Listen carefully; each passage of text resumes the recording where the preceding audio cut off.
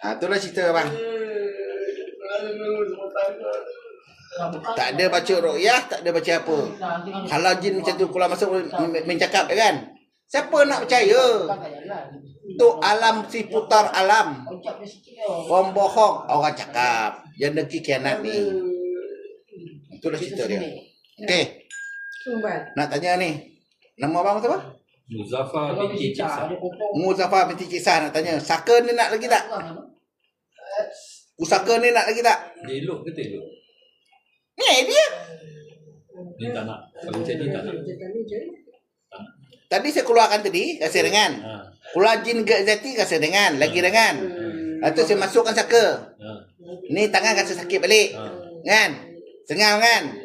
Lepas tu saya masukkan jin Zati. Jin Zati menghamlau lah. Memang tak boleh pakai punya. Tegang balik orang leher kan? Betul tak? Ya betul.